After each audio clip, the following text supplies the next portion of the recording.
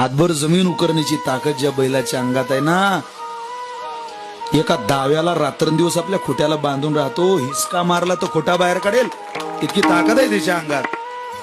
पण आपल्यावरती असलेल्या प्रेमामुळं खोट्याला जागतो, तिथंच थांबतो. हे प्रेम आहे, ही कृतज्ञता आहे. सोडा जरा. 15 दिवस एखाद्या बैलाला चारा खाऊ घाला. मी शेतकऱ्याचा पोरगा आहे, गाई म्हशी वागवणारा पोरगा आहे. 15 दिवस चारा घाला एखाद्याला, बैल असू द्या, गाय असू द्या, म्हैस असू द्या. 16व्या दिवशी मालकाकडे ओढूनच पाहते, गेट वाजलं तरी. इतकं प्रेम आहे महाराष्ट्राचं. काय जागत होते चारा घालणाऱ्याची. नाही त्याची भेट झाली, गडबडीत त्याला नाशिकला यावं लागलं.